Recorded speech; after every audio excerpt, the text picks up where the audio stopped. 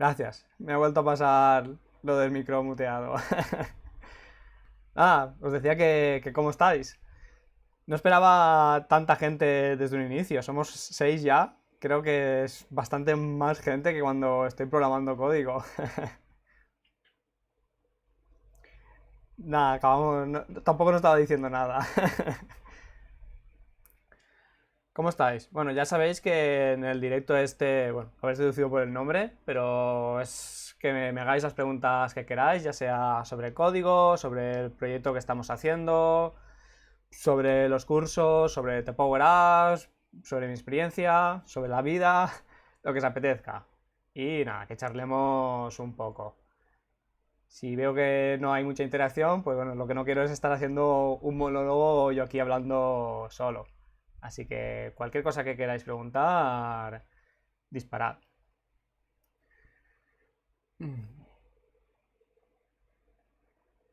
Lo que os podría... Voy a compartiros la otra pantalla mientras os vais animando. Sí, sí, aunque sean preguntas básicas, no os cortéis. Como dicen por ahí, no hay pregunta estúpida, sino estúpido que no pregunta. Así que no os cortéis. Vale la pena preguntar y que no os quedéis con la duda. Preguntan qué almorcé hoy. Pues poca cosa. Normalmente no suelo almorzar, nada más allá de un café y poco más. A lo mejor después unas galletas. No os recomiendo que almorcéis esto como dieta habitual.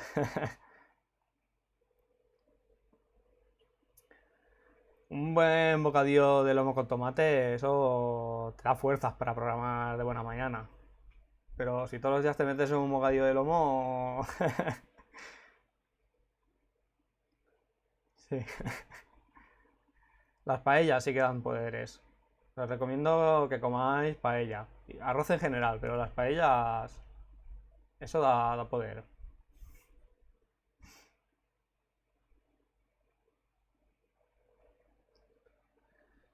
Bueno, empezar a hacer preguntas de lo que queráis. Mira, os voy a compartir por aquí el repositorio. No sé si lo sabéis, pero el base Defender que estamos haciendo.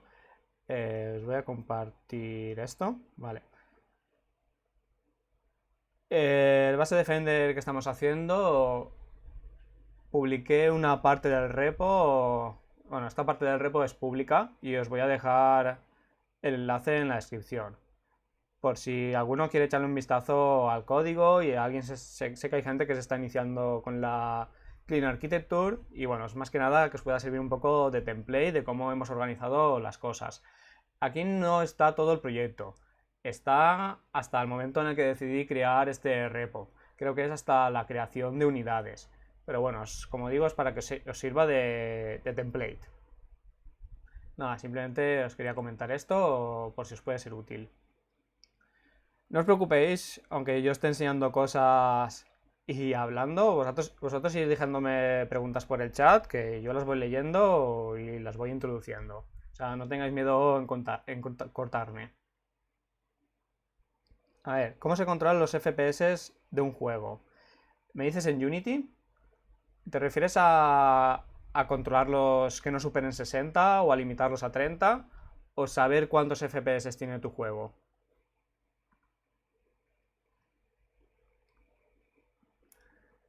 En Unity hay una... a ver, para limitarlos.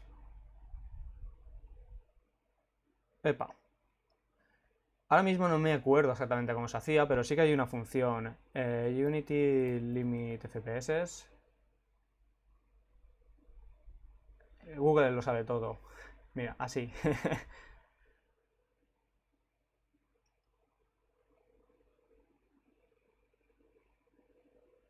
Sí, es de esta forma. Me acuerdo que era bastante sencillo. Yo no recomiendo, bueno, no sé si es recomendado limitar los FPS para PC y consolas. Sí que lo recomiendan para móvil, porque a menos FPS, pues menos consumo de energía. Bueno, esto realmente es probarlo. Para saber cuántos FPS tienes, a ver, yo utilizo un script, que a ver si lo encuentro. Seguramente sea este. Sí, todo esto no me lo sé de memoria. Todo lo sabe Google.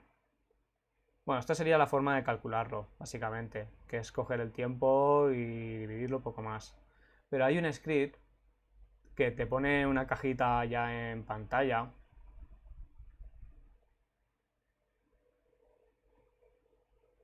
A ver si lo encuentro. Este, el de la wiki. Creo que es este. Eh, Sí, con esto directamente os muestra una lave en la UI y ahí podéis ver los FPS. Otra forma de ver los FPS, con muchas otras cosas, y que os recomiendo, es con un plugin que es de pago, pero yo este plugin lo recomiendo muchísimo. Es para depurar. Unity plugin, ¿cómo se llama? Debug Console. Este lo estamos utilizando en el proyecto. Pasa que no quiero abrirlo ahora para que no me ralentice el streaming, porque ya sabéis lo que me pasa cuando estoy con el streaming y con el proyecto.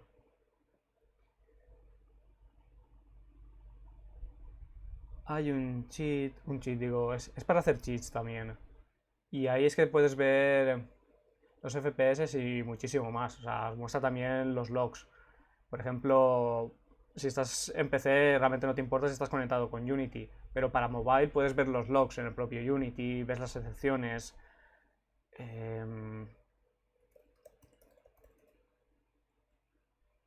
No me acuerdo ahora del nombre. A ver, voy a mirarlo en la carpeta del proyecto.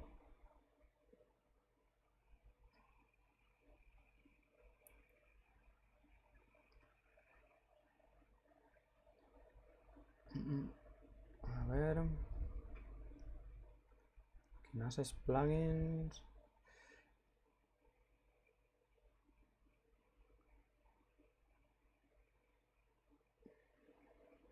A ver, que no lo encuentro ahora.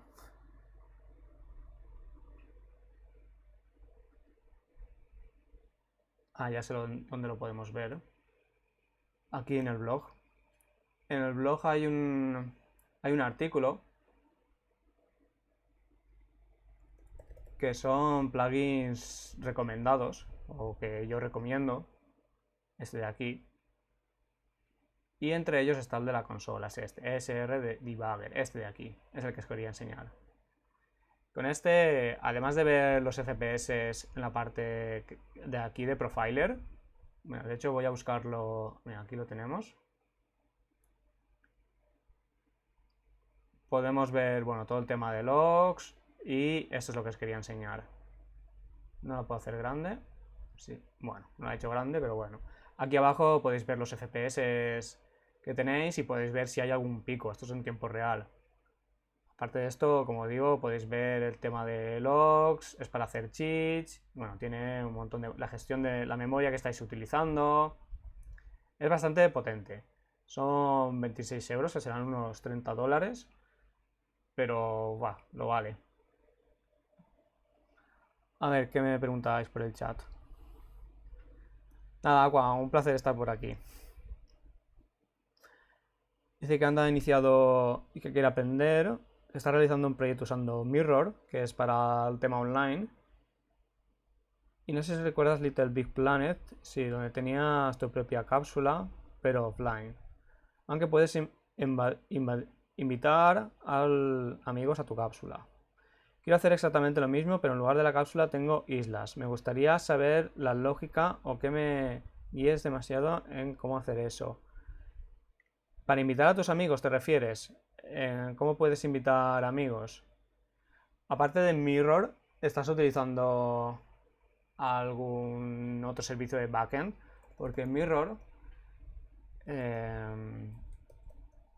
Networking Mirror, si mal no recuerdo, es para tiempo real. Pero si tú quieres invitar amigos,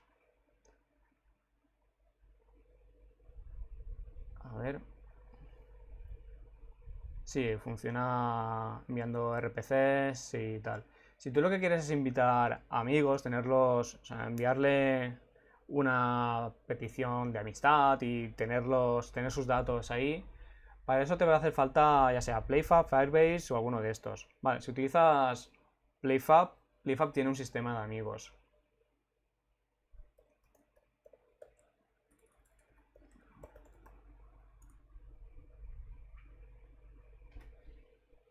Aquí está. Bueno, en la parte social, esta parte no la he tocado yo nunca, pero sé que tienes para invitar amigos, puedes mostrar su información, es cuestión de navegar por aquí. Mira, con esto obtienes los amigos que ya tengas invitados.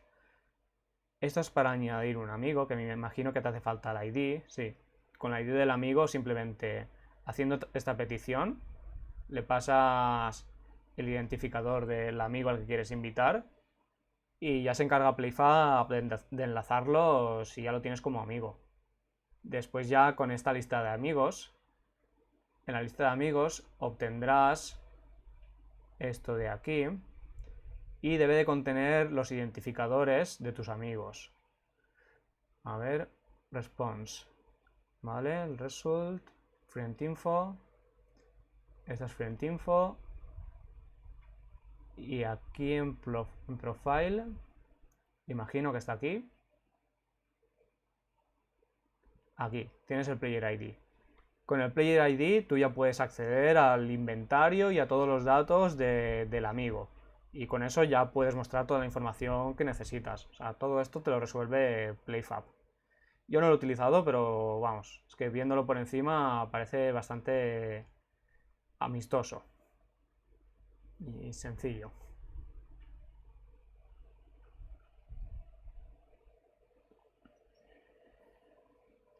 Más preguntitas.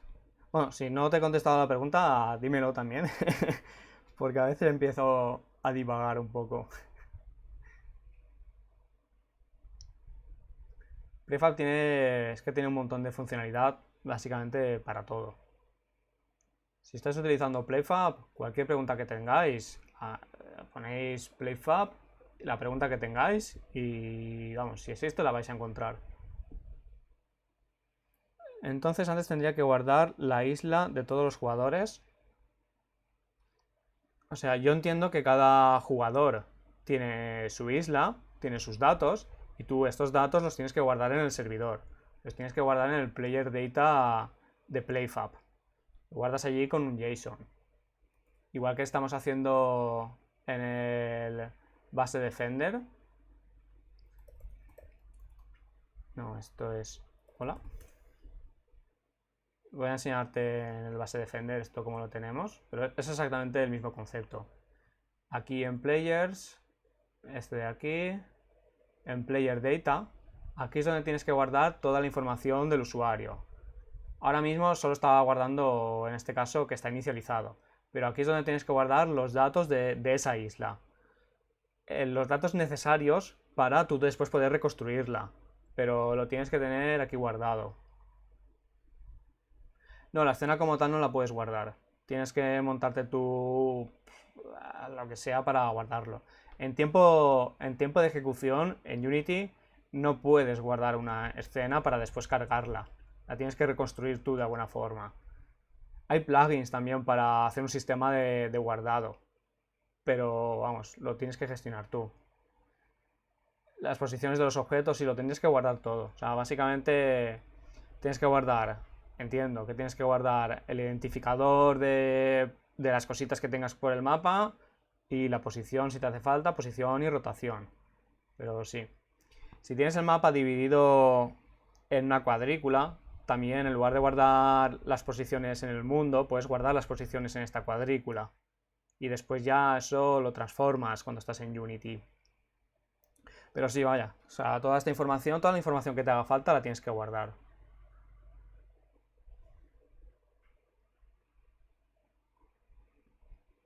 Más cositas.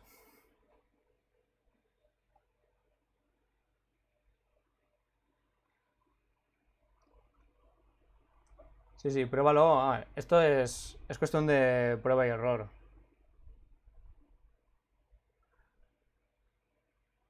Con una buena factory, exacto. Al patrón Factory es mágico para esto. Factory, tal vez combinado con un builder, según lo complicado, lo complejo que sea esa construcción, pero desde luego. Mm. Sí. Los patrones siempre están al rescate.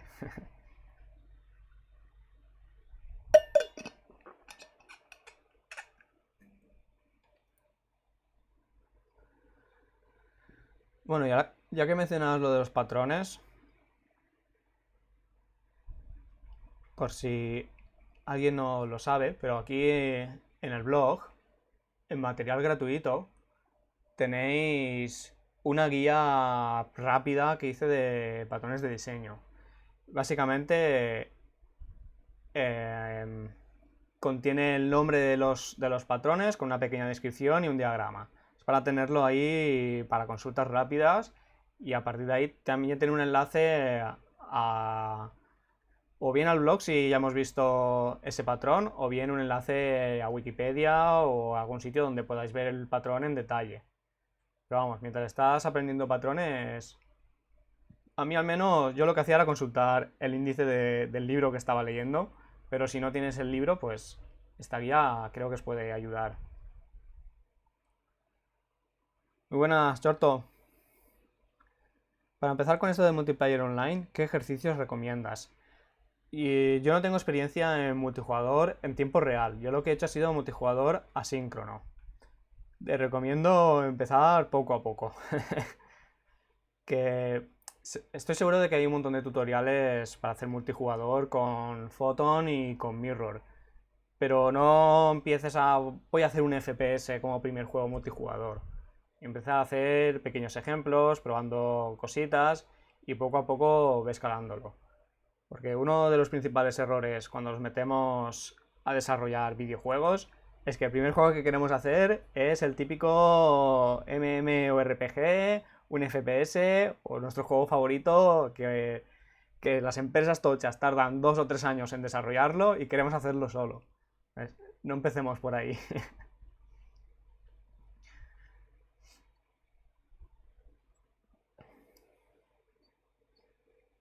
Más cositas que queráis saber.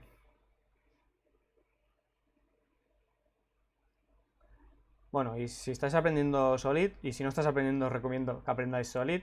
Aquí tenéis una introducción que escribí para Solid. Básicamente es un repaso de los 5 principios, explicar lo que es y introducirlos. Básicamente es una introducción. Pero para mí Solid es obligatorio. Creo que en Unity ya cuenta con su propio sistema de multiplayer.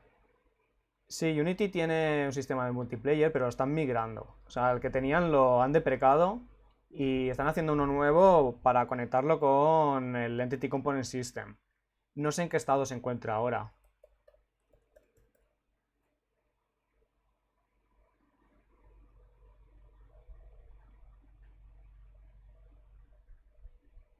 A ver si... Vale, es que está basado en esto, en el ECS.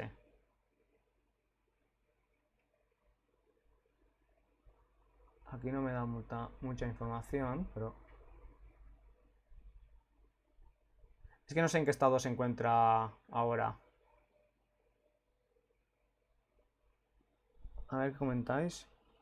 Yo he olvidado el multiplayer. Primero y después los... Sí.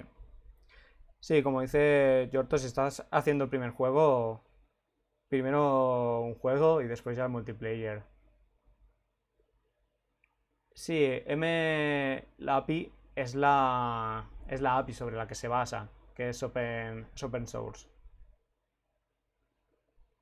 A ver, con el Factory creamos objetos y con Builders componentes de esos objetos. Sería un buen planteamiento, de modo que, por ejemplo, un item tendría su instancia con la info básica y, por ejemplo, una lista de posibles componentes que serían todos null, salvo los que asignaríamos vía el Builder. El Factory lo que nos permite es construir un objeto de una familia. Por ejemplo, tenemos armas como familia y nos permitiría construir una espada, un arco o lo que sea.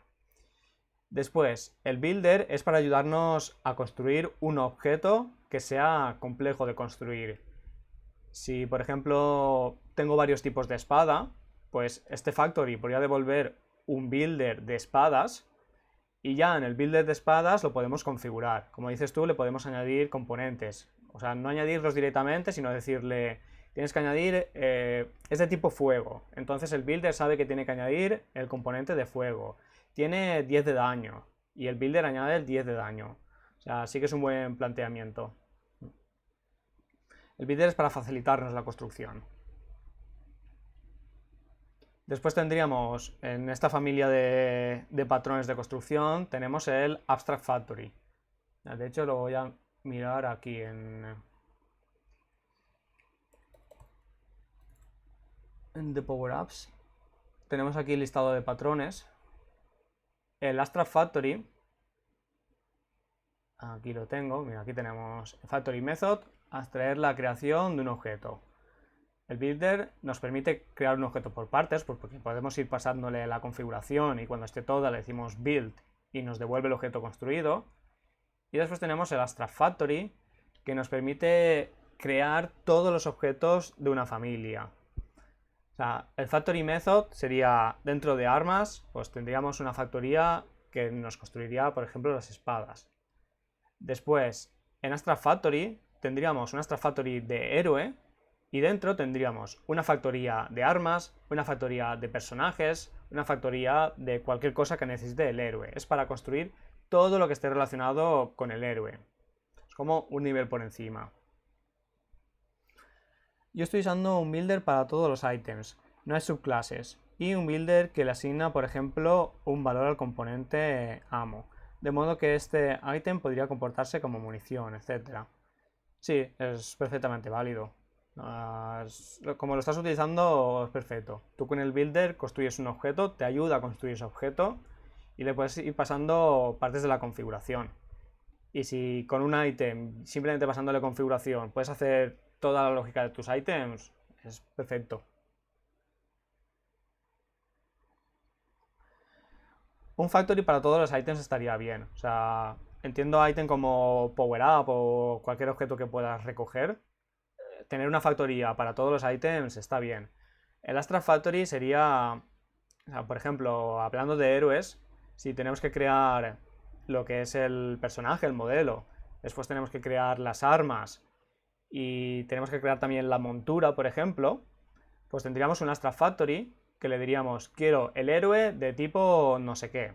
Y este héroe tiene asociado un modelo o varios modelos, tiene asociado unas armas y tiene asociadas unas monturas. Y entonces estos serían 3 factorías. Y dentro de cada factoría ya le preguntaríamos sus cosas específicas. Pero realmente esto depende de lo lejos que queremos llegar. Vale, aquí en el Abstract Factory hacemos un ejemplo. Creo que construimos. A ver. Aquí. Esto, construimos un héroe. Tenemos una factoría. Esto es una Abstract Factory. Para crear el héroe y para crear el arma del héroe. Y después teníamos una factoría concreta de arqueros, otra de guerreros, podríamos tener otra de no sé qué. Porque nos van a devolver las cosas específicas de esta familia, de la familia de los guerreros, de la familia de los arqueros, etc. Si tú tienes una factory para los ítems, es perfecto. O sea, no tienes una extra factory, sino que tienes una factory.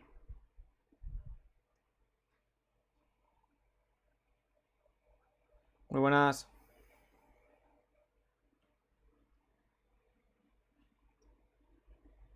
No sé si he respuesto a tu pregunta, Chorto, o... Bueno, dime si se ha entendido.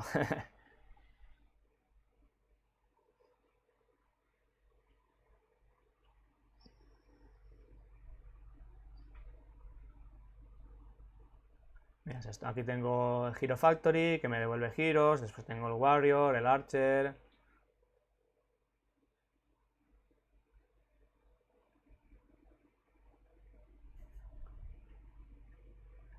Preguntar, no os cortéis.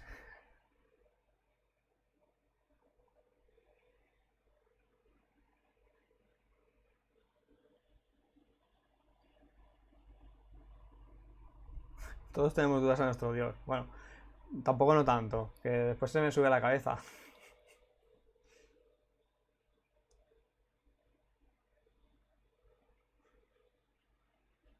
Solo soy un programador más.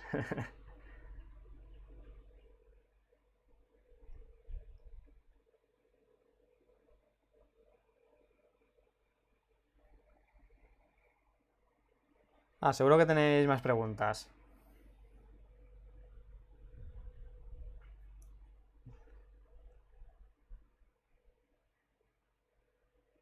Ah, no, no puede ser que no tengáis preguntas. A ver, cuéntame.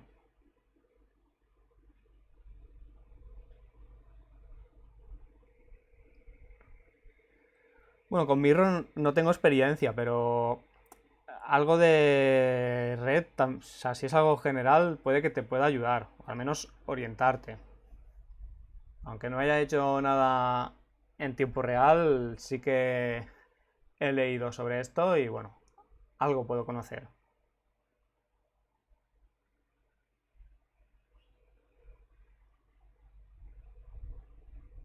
Sí, las preguntas de una en una, que se me acumulan.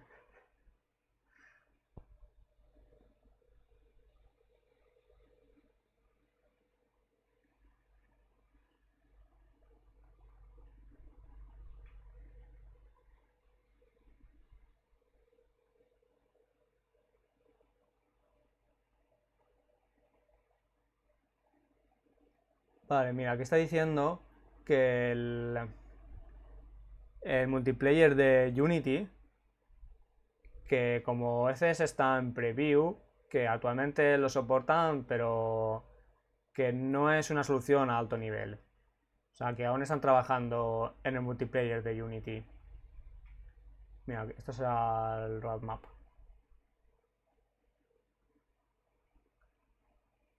Mis primeros de YouTube, sí, estaba. Mira, no, no se encuentra. Los primeros de YouTube estaba nervioso. Es que ponerse delante de una cámara, aunque sea para grabarlo, a mí me cuesta un montón. Ahora no tanto, pero al principio me costaba bastante. A ver, basándome en el base Defender, ¿qué es lo que más he ojeado? ¿Utilizas los presentes como controllers o no has llegado a la necesidad de implementar un controller aún? Aún no he implementado ningún controller, pero sí que lo separo. El presenter solo se encarga de presentar la información, de formatear esa información y guardarla en el view model. Y el controller se encarga de reaccionar cuando haya un input, de reaccionar y llamar al use case. Yo esto sí que lo separo. Al principio lo hacía junto, lo hacían el mismo. Pero después empecé ya a separarlo, porque me gusta que cada uno tenga una responsabilidad. El presente presenta y el controller controla. Reacciona a los eventos y el presente simplemente formatea información. Así después es más fácil de cambiar. Sobre todo porque a veces también hay presenters que empiezan a engordar y vale la pena tenerlo separado. En el base Defender de momento no tenemos controllers porque no hay inputs. Pero bueno, en algún momento llegará.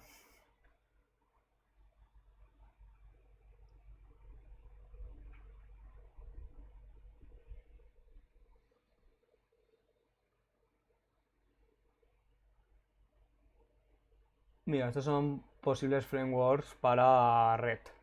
Y aquí está lo que soportan.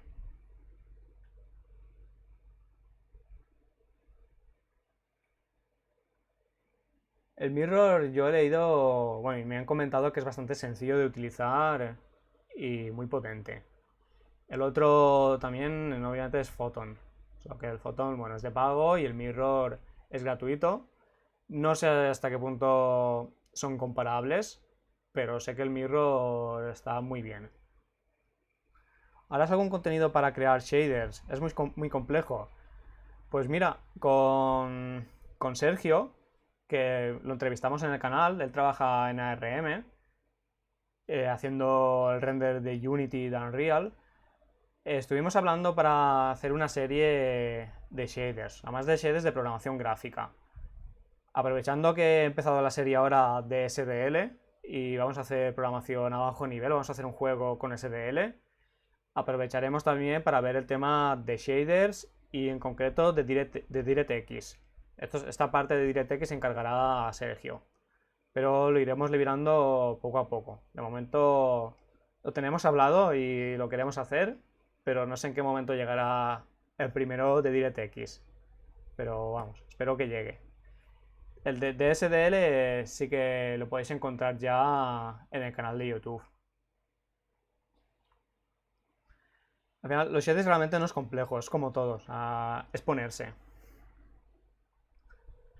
Otra pregunta. ¿El Event Dispatcher se usa en las suscripciones de las propiedades reactivas o estas suscripciones son diferentes? El Event Dispatcher que yo utilizo, lo utilizo solo para eventos del dominio. Básicamente es un patrón observer. Para la vista lo que voy a utilizar es un IRX.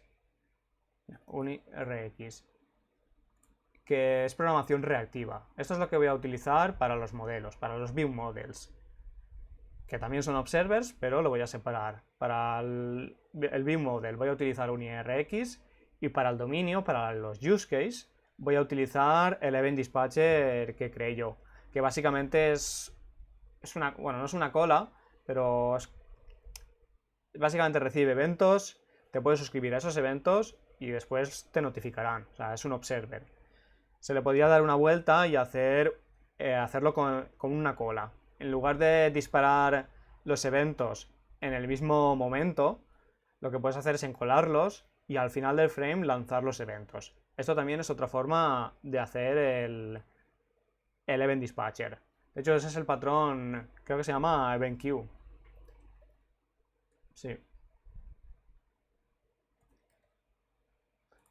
Que en el caso del Event Dispatcher que yo tengo no lo estoy utilizando como cola, pero es ese patrón.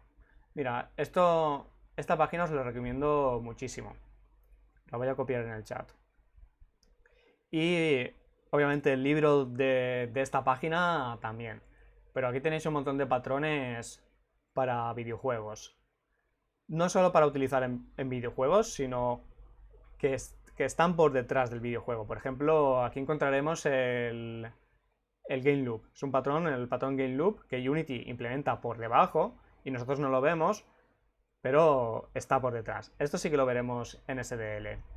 Creo que es lo bueno de trabajar en SDL, es que vamos a ver lo que hay detrás de Unity. No hay magia.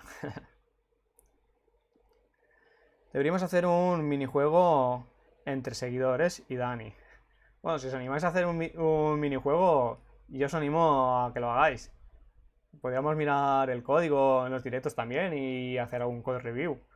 Yo no creo que me anime a picar código, pero a echar un ojo al código y comentarlo y tal, sí que podría.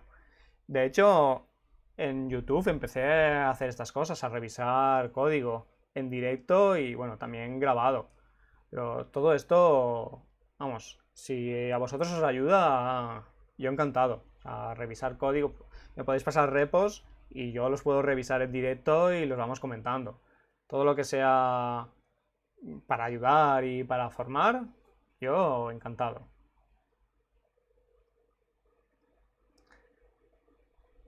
Se ve que tu comunidad es súper buenas personas. Bueno, espero que sí. Algún troll hemos tenido también alguna vez. Pero bueno, no. Vamos a tener la fiesta tranquila. Venga, Dani, cúrate un render en Vulkan para que los chavales hagan un jueguecillo. Liuban. Iwan es Sergio. Es el que os hablaba que va a hacer los vídeos de DirectX. Te va a tocar a ti hacer el de Vulkan. Yo después aprenderé de ti y si eso ya podré hacer otros vídeos. Algo con respecto a algo más cercano a la vida laboral. ¿Cómo son los GDDs que has visto? ¿Se manejan con Scrum? Me he reído porque lo de GDD he visto muchas cosas. He visto GDDs de una página. He visto GDDs en PowerPoint infumables. Y he visto no GDDs y el GDD está en la cabeza del diseñador. He visto de todo. Realmente no te puedo aconsejar mucho con GDDs porque es que tenido muy mala suerte.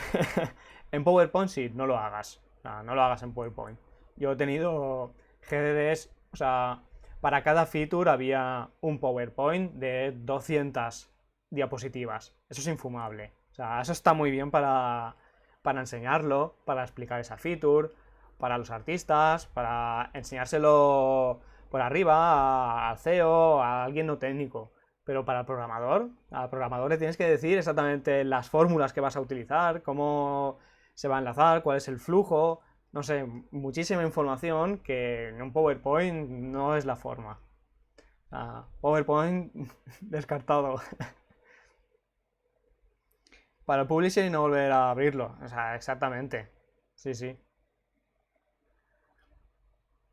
Sobre si utilizamos Scrum y tal, normalmente se suele utilizar Scrum. Y dentro de Scrum... Bueno, ahora estoy pensando, porque Scrum ahora mismo, o sea, no sé si dentro de Scrum o hay una variante que se llama Kanban, que también se utiliza bastante. O sea, básicamente lo que se suele hacer, se reúnen quien se tenga que reunir, pero normalmente es el diseñador, el CEO, dependiendo del tamaño de la empresa. No suelen invitar a los programadores y esto después es un problema. Y ahí deciden qué es lo que se va a hacer durante las siguientes 2 semanas. Después te llega a ti como programador y dices, esto no cabe en 2 semanas. Y tenemos aquí ya un problema. Si tienes suerte, tendrán algún programador en estas reuniones para planificarlo. Pero vamos, hay de todo. Cuando ya está planificado las 2 semanas, esto es un sprint. Y simplemente hay varias formas de asignar estas tareas. O el primero que llega coge, o si hay gente que está especializada, pues simplemente le asignas esa tarea y ya está. Pero no tiene más misterio. Otra forma de hacer esto es que en lugar de planificar 2 semanas, planificas a un mes o 2 meses vista, tienes estas tareas creadas y simplemente las vas cogiendo según vas terminando. Esto es Kanban, en lugar de tener los sprints acotados por semanas. Además, en Kanban, por lo general, lo que yo me he encontrado, no se puntúan las tareas. Simplemente no me importa lo que cueste, la cojo y la hago. Fin. En Scrum sí que se puntúan. El problema es que se puntúan bastante mal, por lo general. Y a mí me gusta bastante más Kanban, porque al final he llegado a la conclusión que medir es una pérdida de tiempo. Todo depende también de cómo tengas organizado el código. Si es un código medible, si es un código que es caótico, la estimación que hagas no se va a cumplir. Pero bueno, hay un poco de todo. Pero caos hay. Dani, cuando vengas a México tienes casa asegurada de mi parte. Hombre, muchas gracias. Estas tareas, o sea, me preguntan cómo te las detallan. Estas tareas normalmente vienen con un título y una descripción. Si tienes suerte, vienen con un título y una descripción. El problema es que muchas veces vienen con un título. El héroe tiene que poder disparar. Y digo, vale, pero ¿qué significa esto? Bueno, es muy común encontrarse un título y tienes que ir a hablar con el diseñador. Esto es lo peor, porque después surgen muchas dudas, hay muchas cosas que no estaban pensadas. Lo mejor es tener una historia que esté bien descrita. Y de hecho, bueno, hay libros y hay metodologías para escribir historias. A mí en su momento me tocó aprender alguna de ellas y bueno, si lo haces bien, le quitas mucho tiempo al programador, o sea, el programador no tiene que perder ese tiempo y te vas a ahorrar muchísimos problemas. A ver si encuentro... No me acuerdo cómo se llamaba esto.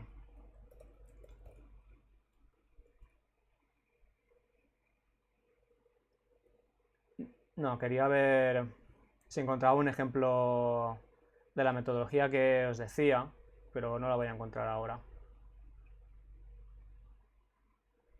No, no, si me pongo a buscar ahora a saber. Vale.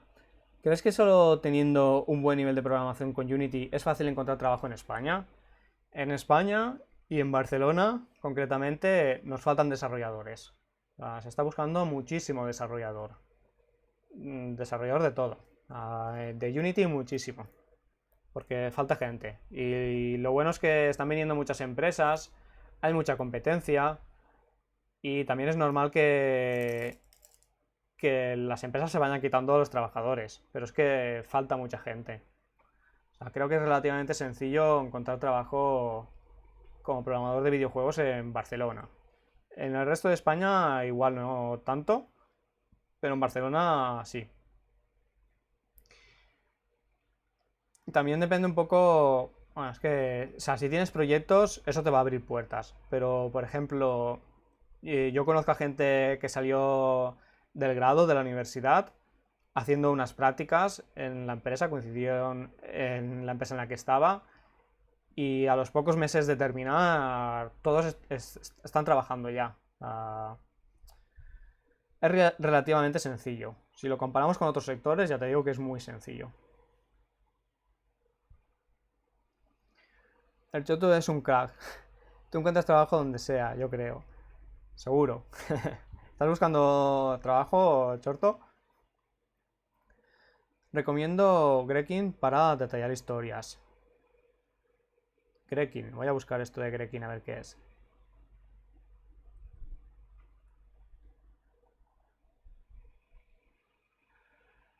Ah, vale.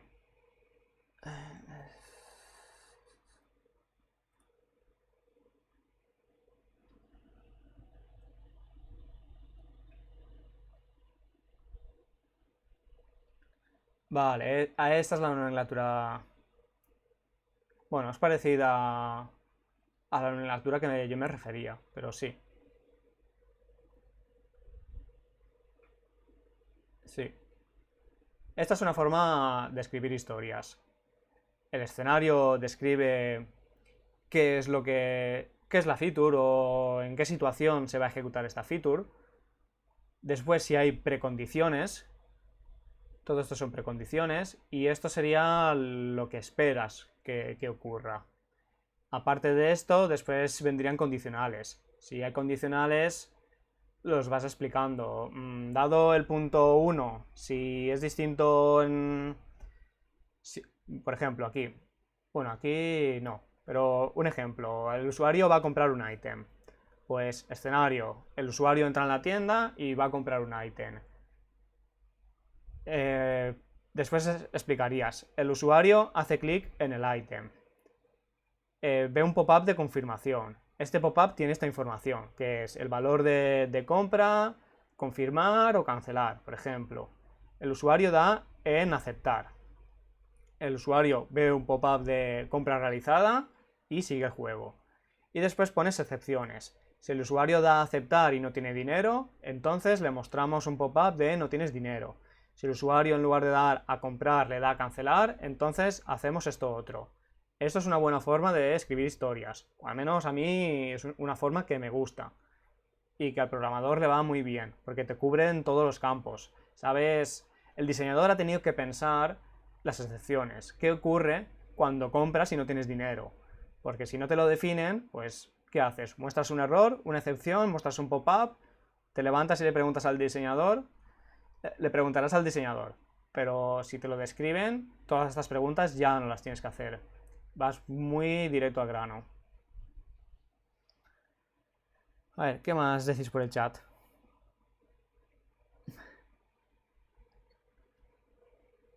Dice, aquí el crack indiscutible es Dani. No lo repitáis tanto, que ya os digo que se me sube la cabeza. Eso sí, siempre tenga esa humildad. Sí. ¿Hay alguna posibilidad de que algún latino consiga trabajar en España por poder escapar de Latinoamérica? Por poder sí. Sé que. O sea, sí que puedes, obviamente. Todo depende también de los conocimientos y de lo que puedas demostrar. Sé que es complicado por el tema de los pasaportes. En España, y me imagino que en el resto de países dentro de la Unión Europea, no sé fuera, pero en la Unión Europea sí, cuando tú contratas a alguien de fuera, lo tienes que justificar. Miento. Si es dentro de la Unión Europea, sí que no hay problema. Pero fuera de la Unión Europea, tienes que justificar muy bien que no estás encontrando ese perfil en tu país y por eso lo estás buscando fuera. Y esto pasa a unos trámites interesantes. O sea, nosotros en la empresa donde estaba contratamos a una persona de fuera y estuvieron como un año de trámites. O sea, lo ponen muy complicado. Pero no es imposible tampoco. Tendrás más probabilidades en un estudio grande por temas de visado. Sí, sí, sí, por lo que comento también. Las empresas grandes tienen más recursos y es más fácil que puedan hacer todos esos trámites. Una empresa pequeña cuando busca a alguien es porque le está apretando ya y lo necesita. No puede esperar un año de trámites para atraer a esa persona. Una empresa más grande podría. Dice Chorto que está con un proyecto personal para el que intentaré tener un early access para fines de año. Y si no, me tocará buscar trabajo. Voy pensando en el plan B, por si acaso. Aunque con más de 40 sea complicada la cosa. No creo que la edad importe mucho en este sector. Si tienes experiencia y vamos, teniendo este proyecto, yo creo que podrás encontrar trabajo fácil. Relativamente fácil. Más de unos meses de búsqueda de trabajo no creo que te cueste. En Barcelona. En el resto de España no sé cómo está el tema. Con 22 tienes el mundo por delante. Algunos consejos para la inserción de enemigos de los que conoces su addressable name en un nivel generado proceduralmente. No sabes qué prefab para la unidad usarás, ni la posición ni qué equipo hasta el real time. El tema de pooling también es complicado, como por ejemplo 100 prefabs posibles. ¿A qué te refieres con la inserción de enemigos? O sea, si tú conoces el addressable, donde están, perfectamente podrías guardar una configuración, un identificador o algo que te permita de ahí después leer una configuración. O sea, si en el momento que tú tienes identificado al prefab, ya puedes identificar configuraciones y todo, siempre que tengas un identificador por ahí. Pero no sé exactamente a qué te refieres. O sea, yo lo que haría sería tener una configuración de nivel. En esa configuración de nivel especificar los identificadores o los nombres de los adresables, como quieras hacerlo, de los enemigos que tienen que salir. Y ya con eso ya lo tienes dinámico. El tema de pooling también se complica con 100 prefabs posibles. No realmente. O sea, el tema del object pool tendría que ser totalmente independiente a la cantidad de prefabs que tengas. O sea, lo digo en cuanto a código. Que después, en cuanto a rendimiento, eso ya es otra cosa. Pero en cuanto a código, no importa si tienes un prefab o 10 para crear un object pool. Tienen que ser independientes cada una. Eso sí, abstráete la object pool, no la hagas en cada consumidor. En el canal vimos también un par de formas de hacer una object pool. Dani, ¿cuándo aprendiste a programar? ¿Qué temas se dificultó más? Ahora te contesto a esto. A ver, Chorto dice que si tienes 100 prefabs posibles, harías 100 pools. Depende. ¿Vas a instanciar solo uno de cada uno? ¿O dos? ¿O vas a estar creando y destruyendo? Es que depende mucho. A ver, yo no precargaría. O sea, si lo tienes en adversables, yo no precargaría. Yo no precargaría los 100 objetos. O sea, para eso lo tienes en adversables, para aprovecharte de esa carga dinámica. Carga el que necesites y lo instancias. Si tú de antemano puedes saber los que vas a utilizar, sí que podrías precargar esos. Pero si no, es que es mejor cargarlos al vuelo. Depende mucho del caso concreto. O sea, si tú no tienes información de cuántos vas a cargar y tienes 100, a ver, y de esos, o sea, si tú cargas 100 pero después vas a utilizar 10, no te vale la pena cargar esos 10. Que vas a perder mucho más de lo que vas a ganar. Pero si estamos hablando de que vas a utilizar 80, pues a lo mejor sí te vale la pena tener esos 100 cargados para después no tener esas cargas durante la ejecución. Imagina un nivel de un juego como Diablo o Path of Exile. Pero, por ejemplo, el Diablo tiene 3 o 4 tipos de enemigos. O sea, son 4 prefabs. En el Diablo yo sí utilizaría Object Pool. Y sí que los precargaría todos o en la pantalla de carga o en el momento que empieces a una zona donde puedan haber enemigos. Pero no son 100 tipos distintos de enemigos. Es que cambia. Bueno, Aqua pregunta cuándo aprendí a programar y qué tema me fue más difícil. Pues aprendí a programar hace más de 10 años. Hace 10 años empecé en videojuegos, pero antes de esto ya empecé a hacer alguna cosita en videojuegos, pero en plan en casa. Y aparte de esto, bueno, yo hice un ciclo medio de informática, después un superior de programación y fui a la universidad y bueno, todo esto fue aprender a programar a saco. Y en paralelo yo me fui buscando la vida para hacer videojuegos. En la universidad aprendí software. Bueno, realmente yo no hice la rama de software, hice la de computación, o sea, más enfocada a algoritmos. Vimos también compiladores, un poquito de programación gráfica, pero nada. Temas de optimización, redes también, o sea, un poquito por aquí. Y yo en paralelo me fui mirando cosas de videojuegos. Oh, 13 espectadores ya. 14. Gracias a todos por haber venido. Ya sabéis que si tenéis cualquier pregunta las podéis ir dejando en el chat. Y lo que me fue más difícil de aprender fue inglés. Fue lo que más me costó de la universidad. ¿Qué database locales recomiendas para un juego offline? Ni idea. No he tocado ninguna database local. Pero sé que tienes MySQL Little, que es una de las más utilizadas. La tienes en C# y puedes utilizar perfectamente esta. Suponiendo que lo que quieras es una base de datos relacional. Si no, seguro que tienes otras opciones. ¿Crees que con un ciclo superior es suficiente o merece la pena terminar la carrera? Yo empecé sistemas, sin éxito. Yo creo que con un ciclo superior es suficiente. O sea, yo cuando entrevisto a una persona, cuando me llega un currículum, yo lo primero que miro es la experiencia y los proyectos. Y después ya miraré la formación. Pero la formación para mí pasa a un segundo plano. O sea, lo que me interesa son experiencia y proyectos. Si no tienes experiencia laboral en una empresa, pero tienes proyectos, pues proyectos a tope.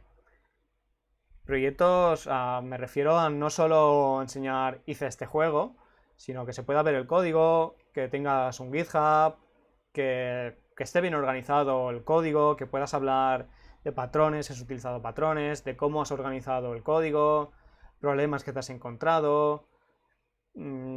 O sea, que puedes hablar de todo esto y si le metes un README al proyecto donde expliques estas cositas, todo esto suma. Pero vamos, experiencia y proyectos. Y después, formación. No sé si me tocó Airbus, no me acuerdo. No me acuerdo del profe. No, de matemática discreta tenía a otro. No me acuerdo cómo se llamaba. Es que hace mucho tiempo de esto ya. ¿Cuáles son las preguntas estrella que hacéis en una entrevista? Depende mucho de empresa. A ver, cosas que a mí me gustan preguntar. O sea, por ejemplo, en tema Unity. En Unity, una pregunta que suelo hacer para pillar, para ver cuánto sabes realmente de Unity, es preguntar sobre las corrutinas. Porque mucha gente cree que las corrutinas se ejecutan en paralelo, y esto no es así. Y la pregunta va por ahí. ¿Una corrutina es código paralelo o cómo harías código paralelo? Lo que espero que me digas es que no se puede, que no puedes hacerlo con una corrutina, que es código asíncrono. Ahora con las tasks sí que podemos hacer código paralelo, multihilo, pero antes no se podía. Espero que me respondas esto. Esto es para hurgar ahí a fondo. Algo que suelo preguntar también siempre es que me hables sobre la memoria, problemas que tienes en la memoria, fragmentación de memoria, cómo la puedes solucionar, object pool, creando colecciones que sean continuas en memoria. Si veo que estás espabilado por aquí, empiezo a rascar un poco más, te pregunto sobre fallos de caché, también hablando de memoria, de recursos. Estas creo que son las más para rascar un poco más, para salir un poco de lo típico. También suelo preguntar sobre el bucle principal de Unity, aunque yo tengo que admitir que no me lo conozco todo. Esas son preguntas de estrella. Después también pregunto sobre patrones, pregunto sobre Solid. Si me contestas sobre Solid, me contestas sobre patrones y estas cosas, y tienes proyectos, para mí tienes puntos. Si no, pues a partir de aquí vamos restando. Pero vamos, estas preguntas a mí me gusta hacerlas. Una última pregunta. En el base Defender, ¿qué estándares te saltas? ¿Por qué y cómo lo implementas para respetar los principios? Me refiero, por ejemplo, los shader types los pones por encima a ahorrar algunos mapeos. Sí, yo tengo una... Para ahorrar mapeos tengo una carpeta de tipos compartidos. Y aquí son tipos que comparto básicamente en todo. Pero, ojo, o sea, sí son tipos compartidos, pero sobre todo es para facilitarme el uso de scriptable objects. Lo que nunca voy a hacer es que una entidad vaya a viajar... O sea, una entidad nunca va a ser un tipo compartido. Una entidad tiene que ser pura. Aparte de esto, intento no saltarme estándares de la Clean Architecture. Lo intento. A lo mejor alguna cosita más con scriptable objects, pero por lo general intento que no. O sea, lo que sí tienes que tener claro con la Clean Architecture es respetar el dominio. El dominio es sagrado y no te lo puedes saltar.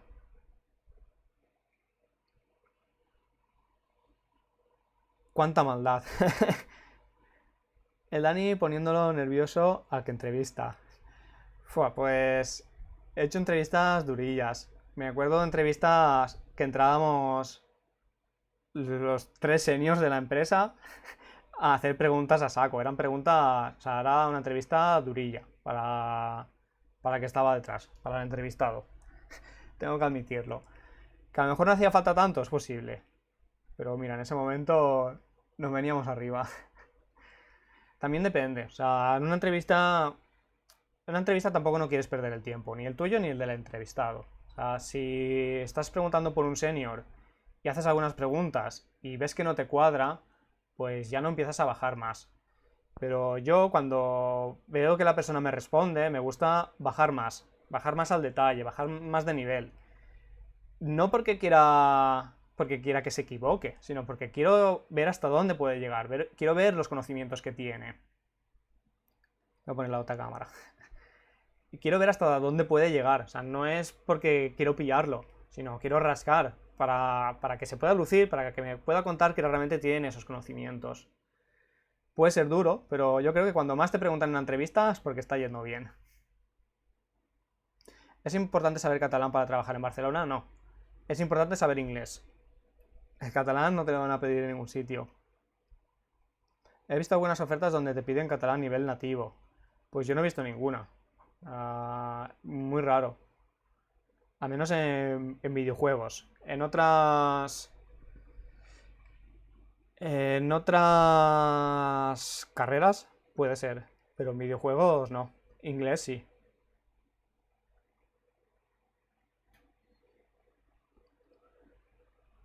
Nada. A mí lo de catalán no me lo han preguntado en ninguna. De hecho, he hecho bastantes entrevistas que directamente me empiezan a hablar en inglés y fin. Bueno, Damu dice que yo viví y sufrí en su momento una entrevista hecha por Dani. Sí. Manu estuvo trabajando, bueno, estuvimos trabajando en la misma empresa y le tocó una entrevista con tres seniors ahí a saco.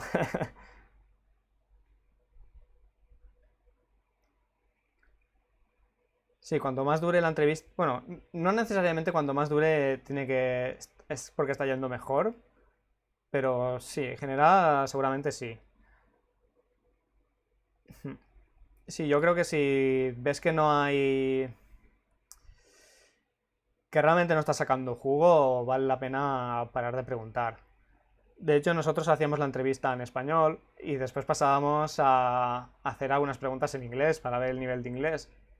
Y teníamos apalabrado que cuando decíamos vamos a la pregunta de inglés es porque ya lo teníamos todo claro, era la última.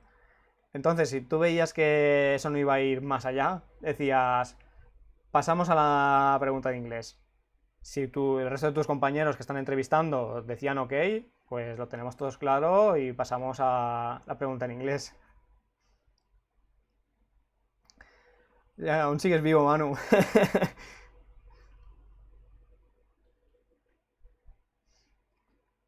Soy novato de aquí, todo ya súper con experiencia. No te creas y no te preocupes. La experiencia se coge con los años. Tienes 22 años, tienes todo un viaje por delante. Cuando lleves a los 31 que tengo yo, tengo 31, a los 31 tendrás ya 9 años de experiencia. Yo tengo 10 ahora. Así que con calma.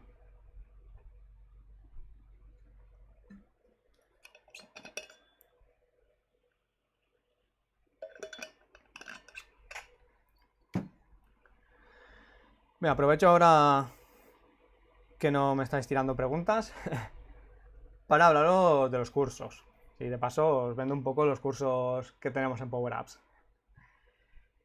Como ya os he dicho mil veces, si me habéis visto repetirlo, para mí Solid es imprescindible. Pues aquí tenemos un curso de Solid. Tanto este curso como el otro curso, el de patrones, que ahora os hablaré de él. Uy, perdón. Estos dos cursos los puse de oferta un par de semanas y como he visto que ha habido bastante interés, he decidido poner los cursos durante todo el mes de agosto a 199 euros. Están los dos cursos a un precio reducido. Si, si no sabíais qué hacer en verano, tenéis tiempo para estudiar. Nada, muy rápido. El curso este de Solid, bueno, por aquí os lo explica, pero básicamente cogemos un proyecto que ya está implementado y que no sigue Solid y vamos aplicando Solid y refactorizando el proyecto según vamos viendo los principios. Cuando ya hemos refactorizado todo el proyecto para que siga los 5 principios, entonces pasamos, bueno, tenemos un bonus de inversión de control que para mí también es muy importante para el tema de abstracciones. Y después pasamos a ver Clean Code, cómo organizar el código, que sea legible, muy importante los nombres, no caer en comentarlo todo, el formateo y este tipo de cosas. Y las regiones. Las regiones son el mal también. No todas las regiones son el mal, pero bueno, ahora os hablaré de esto. Pues nada, en el curso vemos Solid y Clean Code. Todo esto aplicado a un proyecto. Si os interesa, como os digo, lo tenemos ahora de oferta. Mira, aquí tenéis a mano. Aquí podéis, bueno, aquí tenéis la oferta y podéis ver algunas opiniones de gente que ha hecho ya el curso. Y por el canal de Discord también podéis preguntar a gente que está haciendo el curso. Nada, fin de la publicidad del curso de Solid. Lo que os comentaba de las regions, los dos cursos están a 199, cada uno a 199. Miraos, bueno, ya que me has preguntado, este es el de Solid y aquí os dejo el de patrones. Los dos están a un precio reducido. Van a estar durante el mes de agosto. Después volverán a su precio. Nada, esto es sobre patrones de diseño. Aquí igual podéis ver los módulos. Aquí lo que hacemos es crear un juego desde cero. El juego que hacemos es el típico este de las naves. A ver, aquí hay un vídeo. A ver si os enseño el este.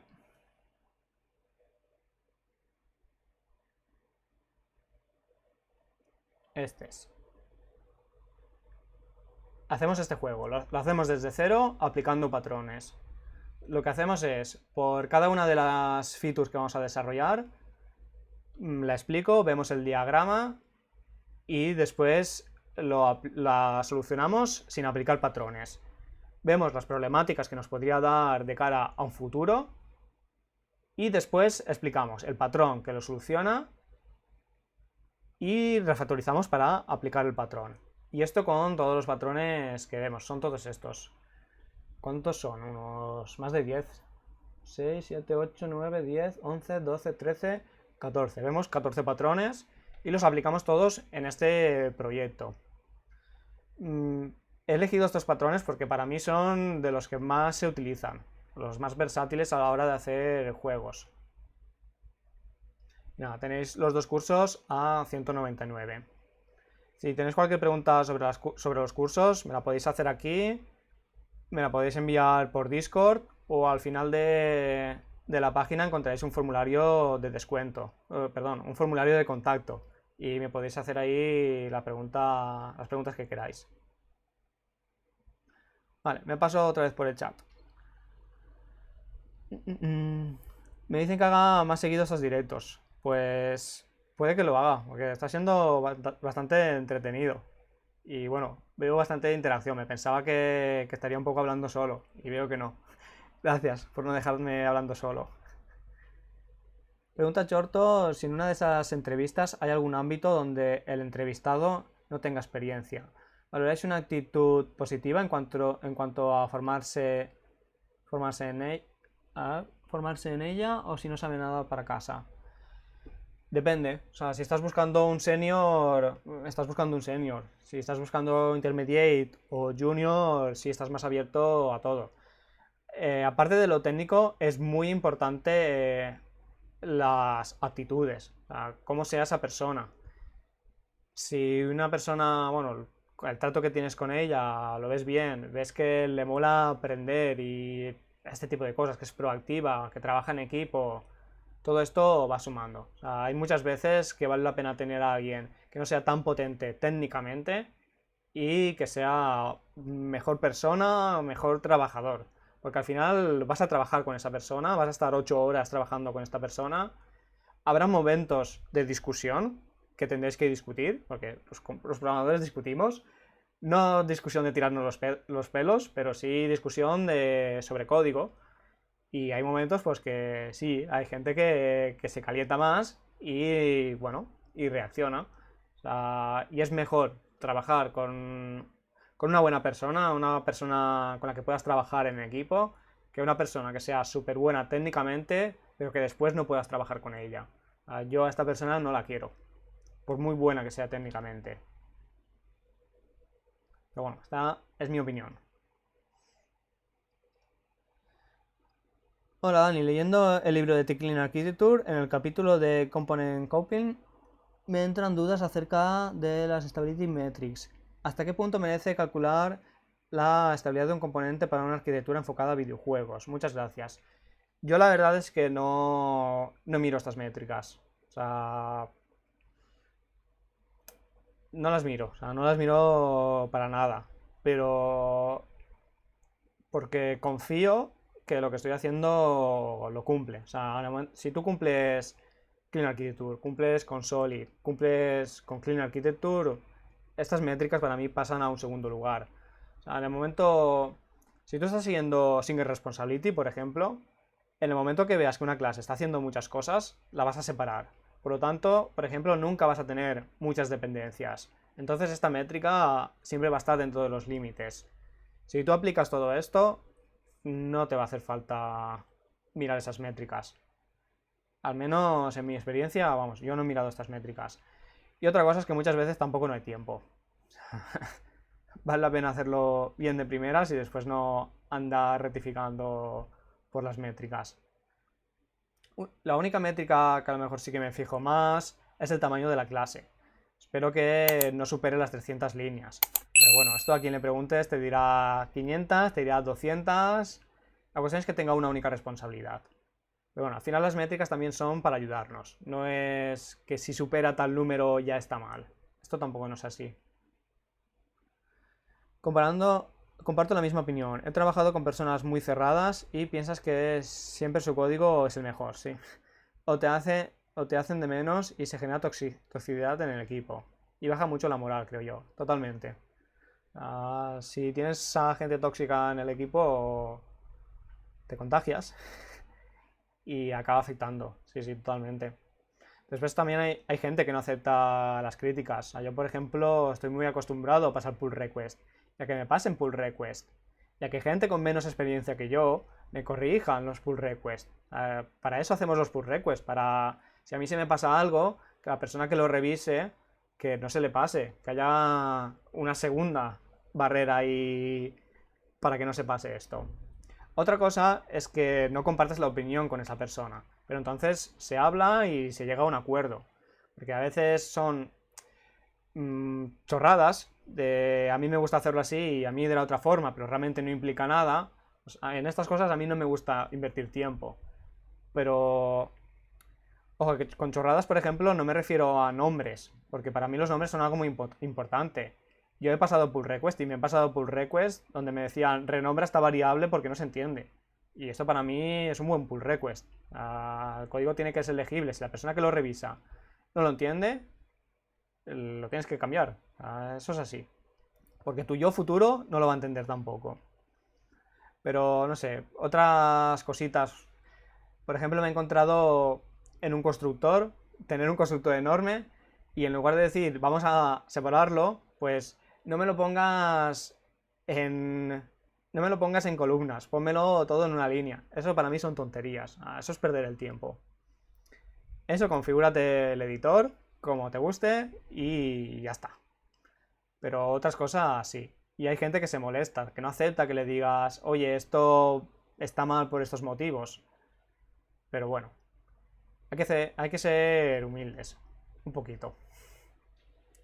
Los programadores muchas veces pecamos de orgullo. Vale, ¿qué más? Más preguntitas.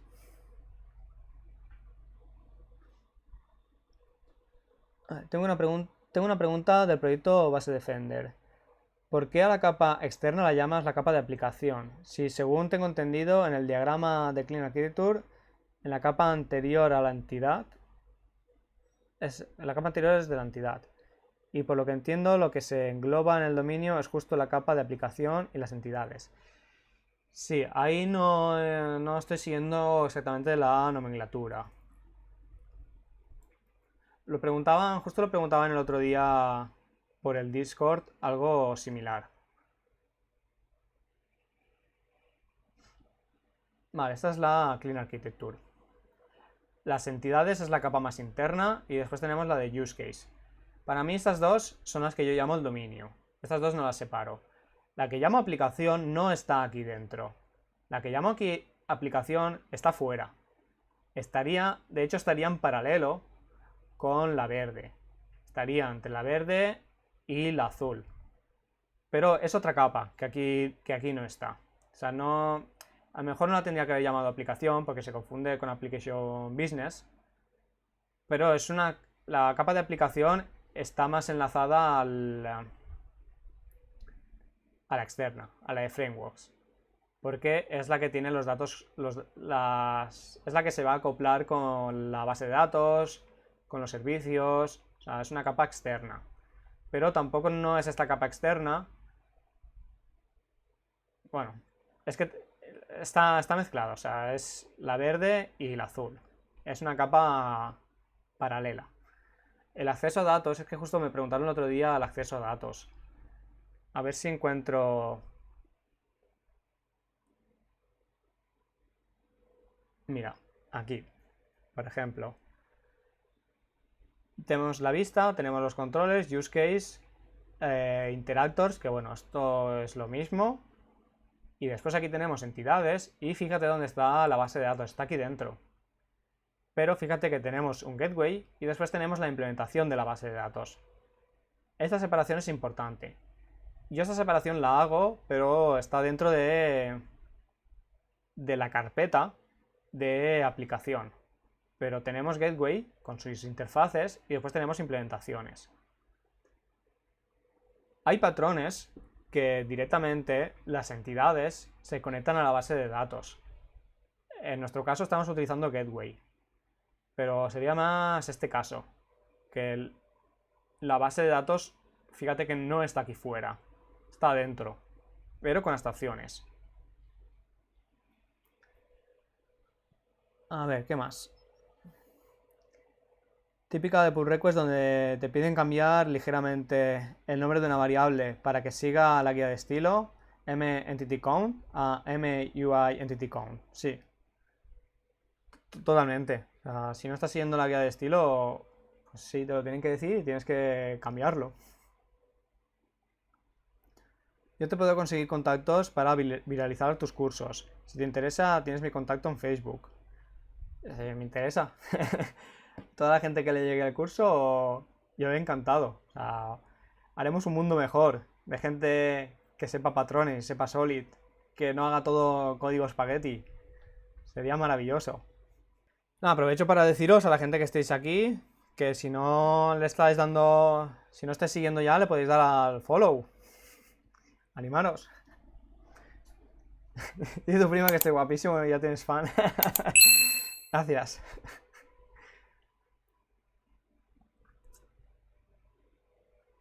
Más cositas que queráis conocer.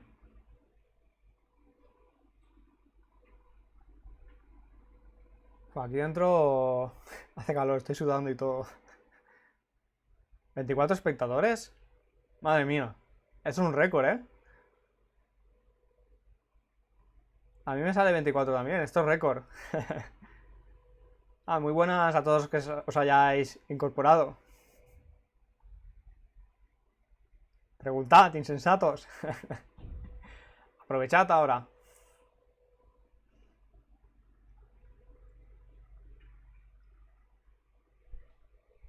Voy a subirle un puntito al ventilador.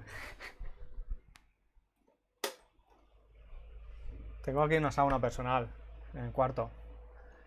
Entonces las interfaces de los gateway y los repositorios deberían ir en la capa de interface adapters o igual la pones en la capa que tú nombras aplicación. Realmente, o sea, yo es lo que os digo siempre, probarlo. O sea, probarlo y cuando os falle, rectificáis. Vale la pena porque si yo os doy una respuesta, lo vais a hacer por fe, porque os lo digo yo y lo vais a hacer así. Pero si lo haces tú y te equivocas o no, lo vas a interiorizar y vas a conocer el porqué. O sea, la respuesta es que lo hagas, como sea. En mi caso, yo lo estoy poniendo en la capa de aplicación. Pero dentro de esta capa de aplicación realmente sí que tengo las interfaces por un lado y tengo las implementaciones por otro. Y los repository, las interfaces, las tengo dentro del dominio. Las interfaces, porque es el dominio quien las consume, forman parte del dominio. Las implementaciones sí que están en la aplicación. Los gateway, como el dominio no los conoce, los pongo en la capa de aplicación. Pero porque no los conoce. O sea, si el dominio no tiene que conocerlo, fuera. Una pregunta sobre la carga de datos en entidades. Estos se quedan en memoria, ¿no? ¿Hasta qué punto es buena idea gestionar las entidades cargadas en cada momento del juego?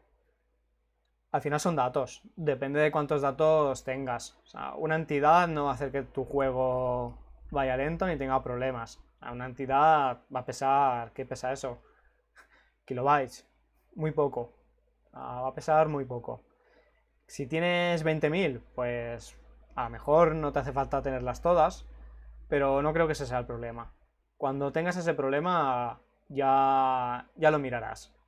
De momento no te preocupes. Lo bueno de tenerlas cargadas, sobre todo si están en el servidor y las cargas, es que ya no tienes que hacer más peticiones al servidor.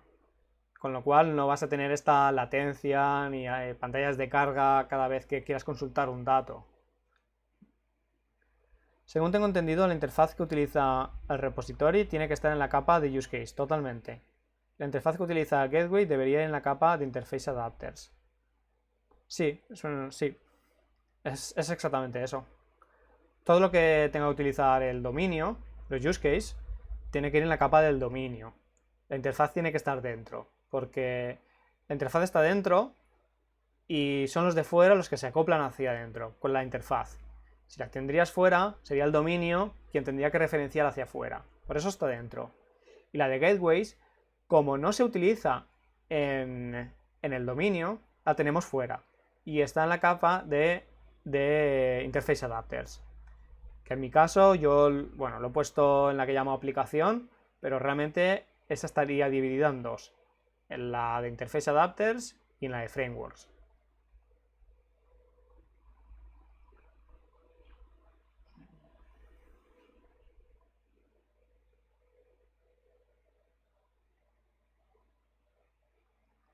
Nada, un placer.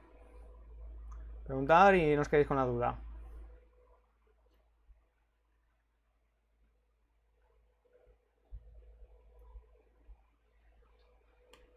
Joder, ya se han ido los 24, ahora somos 12. Igual sí que era un bug, ¿eh?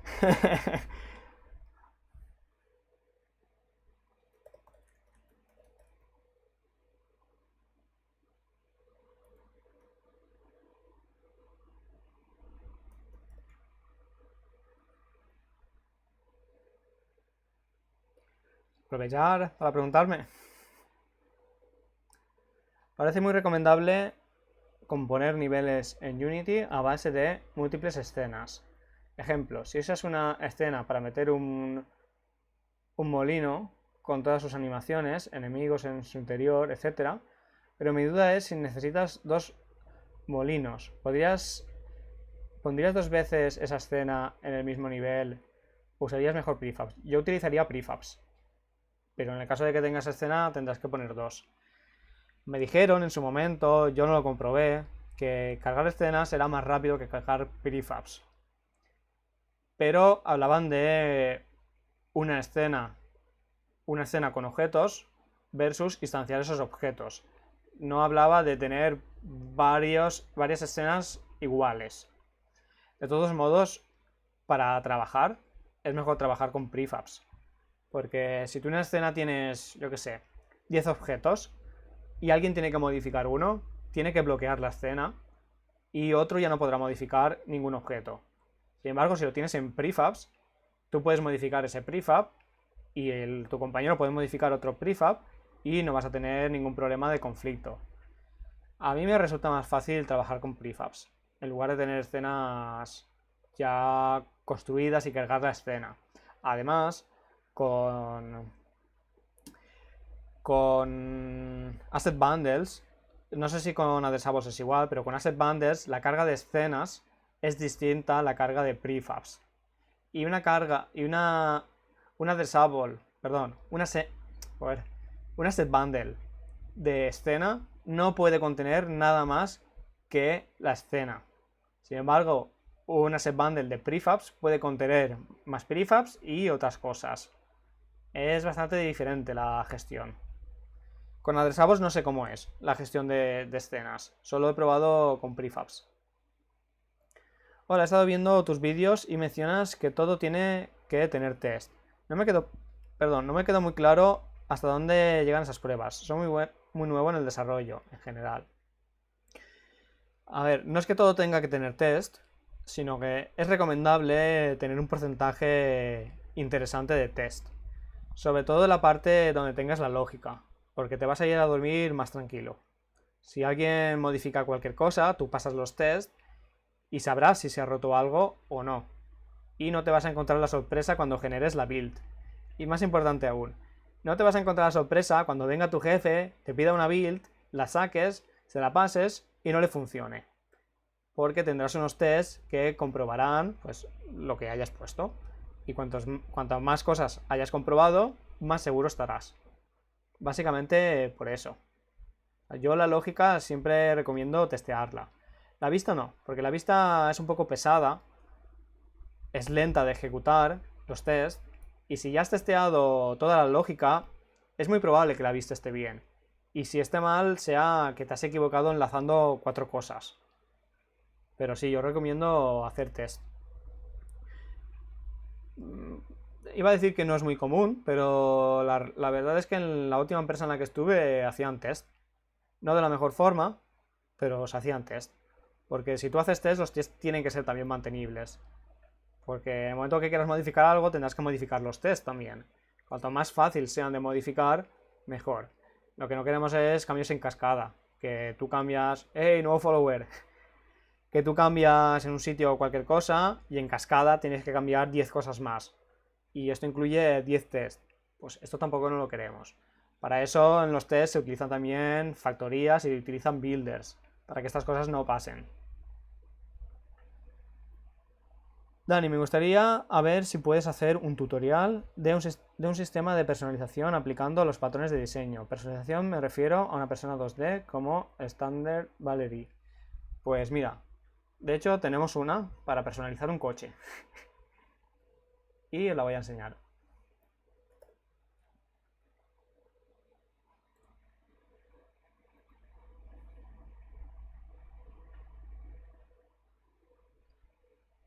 Os lo voy a enseñar.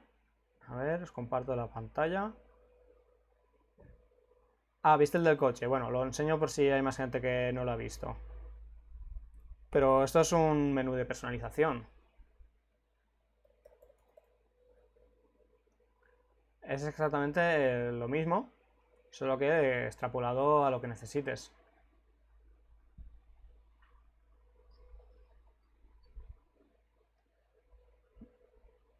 Uy, la calidad de imagen de la época. Este es de los primeros vídeos, ¿eh? Os voy a enseñar ya el resultado. Aquí. O aquí está explotando aún. A ver, aquí está explotando.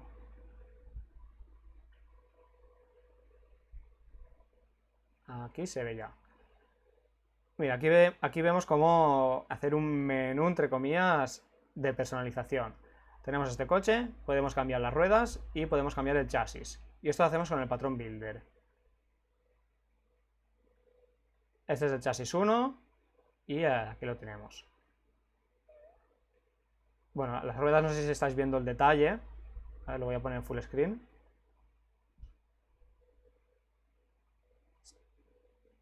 Vale, aquí tenemos un bug. Espera, más adelante. Ahora. Vale, aquí tenemos el coche. Le podemos cambiar las ruedas. No sé si lo veis, pero las ruedas se cambian. Aquí se han cambiado. Y podemos cambiar también el chasis. Esto es una personalización de vehículo. Con un personaje es exactamente lo mismo. Y el builder nos ayuda muchísimo a hacer esto. Os dejo el enlace por el chat.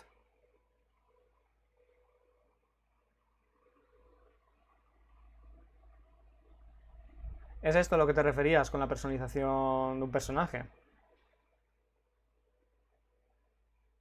Es que realmente es lo mismo, o sea, es extrapolar el ejemplo.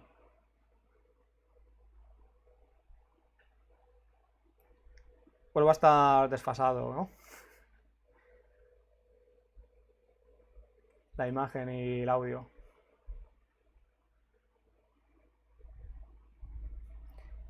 Sí. Mira, vuélvete a mirar el ejemplo que verás que es lo mismo. O sea, es tener referenciado cada uno de los componentes y después pasárselos al builder. De hecho, en el curso de patrones utilizamos el builder también para personalizar cositas. Lo utilizamos para personalizar... Bueno, de hecho, vemos un ejemplo para personalizar un personaje donde le cambiamos las armas, si no me equivoco. Y después en el proyecto principal lo utilizamos para conocer qué nave construir, si va a ser controlada por la inteligencia artificial, va a ser controlada por el input, los disparos que utilizará, porque hay distinta lógica de disparos. Todo esto lo vemos en el curso de patrones.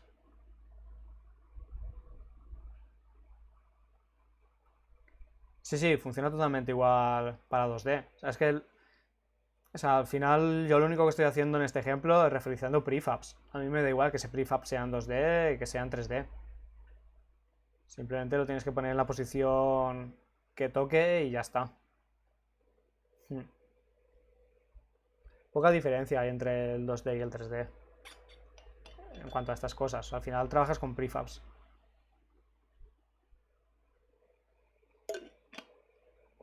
Nada.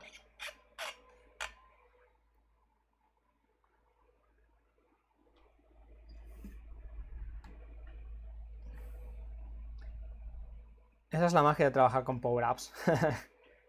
Sí. Open Close.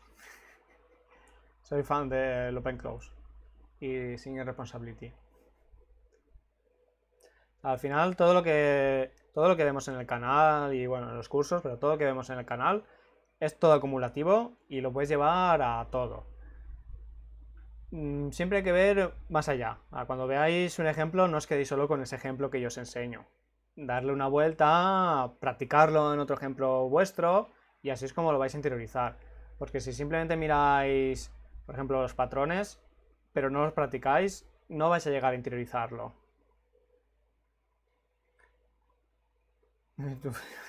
Tu prima sigue aferrada. Madre mía. Estoy casado. Estoy felizmente casado. Y con 2 hijos gatunos. Tengo 2 gatetes.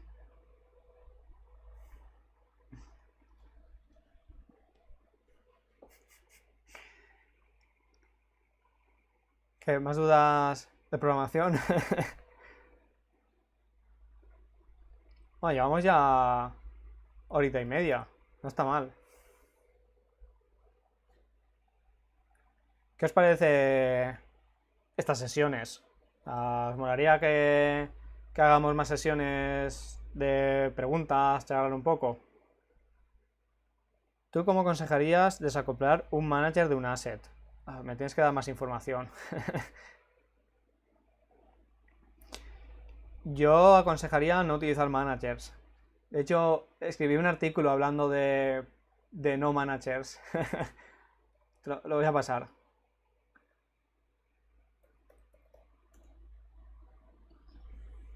Si tienes un manager, por lo general, por los que yo he visto, ese manager es BIOS, hace todo. Y no está respetando Single Responsibility porque hace muchas cosas. Y seguramente no está respetando Open Close. A ver, pensaba que era un artículo, pero no, es un vídeo. Por ejemplo, Mirror tiene su propio manager donde te pide los prefabs de jugadores, etc. Y quisiera desacoplar este manager de Mirror. Pero me contaron entre más manager, más FPS. Cuando más manager no hay más FPS. Borra eso. A ver, es posible que por el framework que estés utilizando, Mirror, que no te puedes desacoplar del manager. Es posible. Es que realmente no conozco el caso.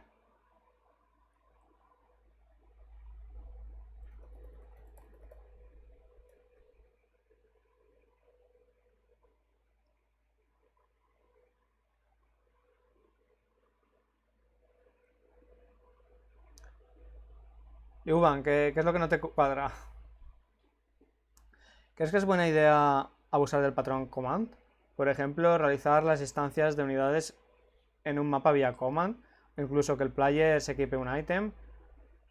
Lo bueno de hacer así es que prácticamente puedes hacerlo todo vía programación y facilita la implementación de tutoriales. Sí, o sea, totalmente. El command lo que hace es encapsular acciones y si te permite después reciclarlas, o sea, que me parece fantástico. Me parece fantástico orientarlo a comandos. Al final, con los use case, por ejemplo, es un poco como los commands. O sea, un use case hace una cosa y la puedes llamar desde cualquier sitio y la va a hacer y ya está. Es lo mismo con command, solo que bueno, el use case tiene alguna peculiaridad más, pero perfectamente tirar de command. Que ha hecho gracia a lo demás managers más FPS, sí.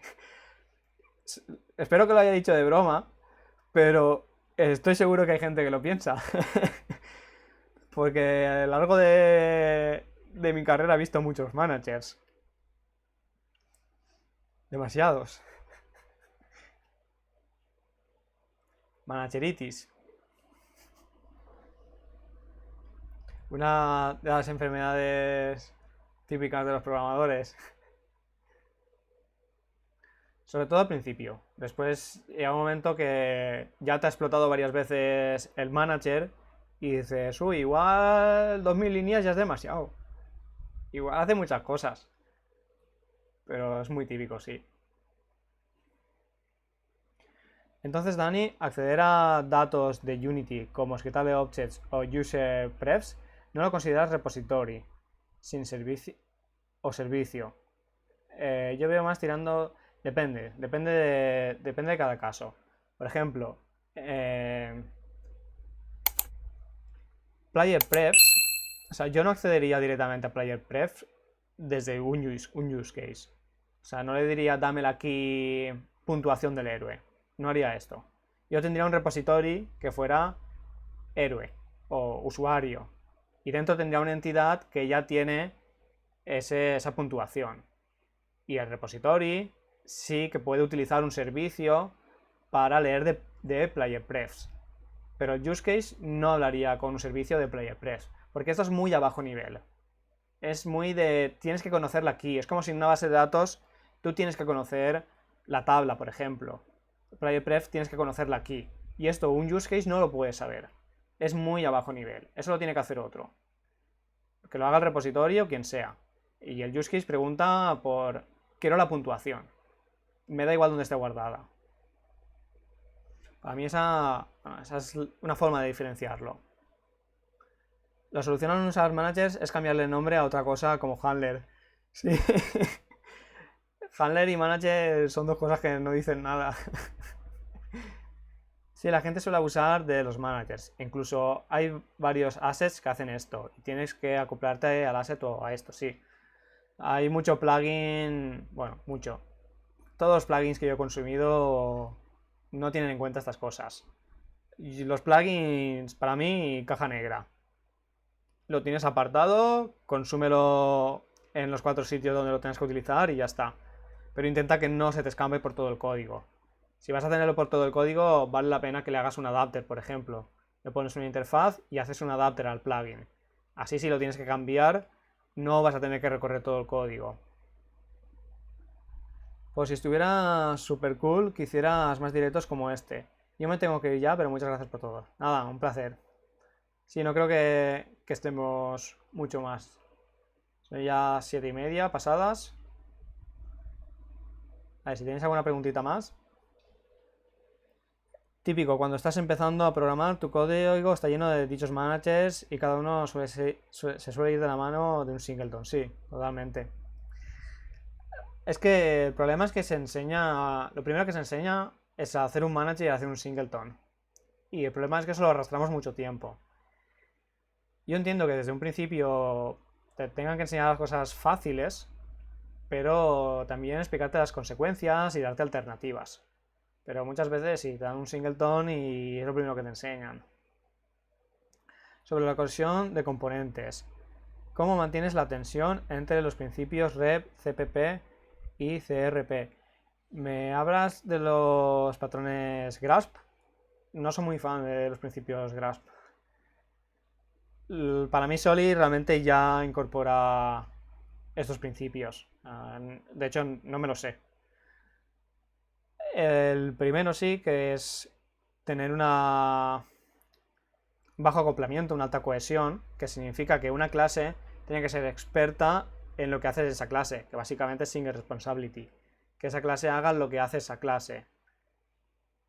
Y bajo acoplamiento es que no se acople con el resto de clases, que utilices interfaces, abstracciones. No me conozco estos principios. Vamos, ahora mismo no caigo. Estoy seguro que están incluidos en Solid.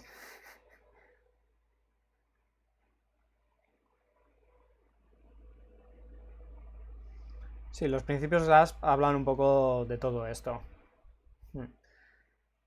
Para mí es un complemento a Solid, pero es que aplicando Solid ya estás aplicando los patrones GRASP. Al menos a mi entender. Lo que te dicen es eso. O sea, Por ejemplo, que cuando tengas que modificar algo, no le pidas los datos y los modifique el consumidor, sino quien tiene los datos que sea el encargado de modificarlos. Para mí esto también es Single Responsibility y encapsulación, que es un principio súper básico de la programación. O sea, no hace falta irse a Grasp. Pero bueno, estoy seguro que hay gente que dirá que Solid no es necesario y que Grasp es lo importante. Igual que hay gente que también dice que ninguno de ellos es importante y programa. Nada. Pues nada. Última pregunta y lo dejamos aquí. Está bastante interesante la sesión. La verdad es que me ha gustado. Haremos más de ese tipo. Es más cómodo también que estar picando código. Muchas gracias, Dani, por esta sesión. Me guardo el Prime para suscribirme a tu canal en cuanto lo tenga disponible. Muchas gracias, Jorto.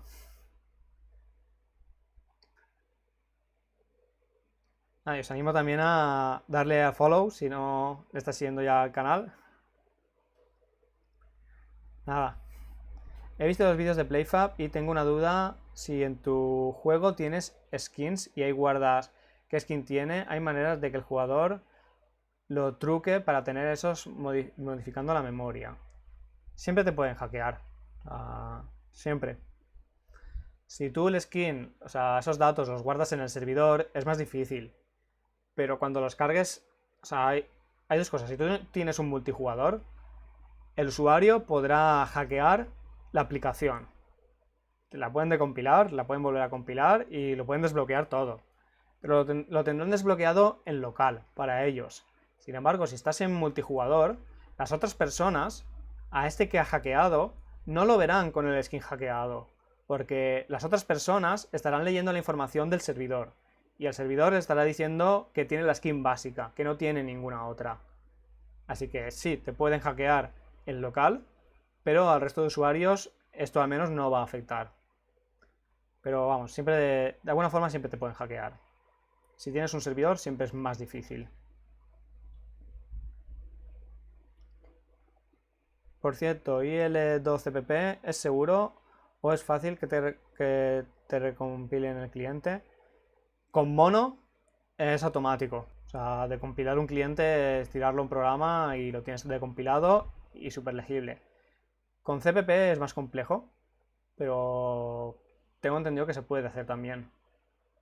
De hecho, hay plugins para ofuscar el código, para si lo decompilan que les cueste más. O sea, lo que hace es renombrarlo todo a cosas ilegibles, crear código basura, llamadas a código que no hace nada, lo enmascara bastante.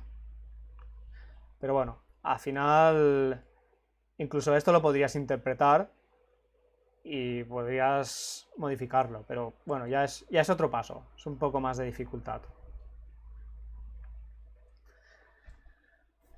Pero sí, como dice Liuba, CPP for the win.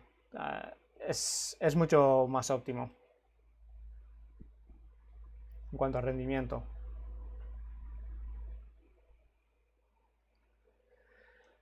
Pues nada, gente, lo vamos a dejar aquí. Ha sido un placer. Y nada, haremos más directos. A ver, por cierto, muchas gracias por los vídeos, me están ayudando mucho y no conozco gente que esté en el mundo y aprendiendo desde las series. Nada, me alegro que os sirva todo el contenido.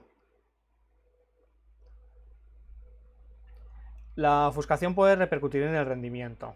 Sí que puede. Realmente es probarlo. Y yo te recomiendo probarlo. Dentro de ofuscación tú puedes activar distintos niveles de ofuscación también. Pero sí que afecta de alguna forma. Nada, ahora sí que sí. Nos vemos en el siguiente directo, gente.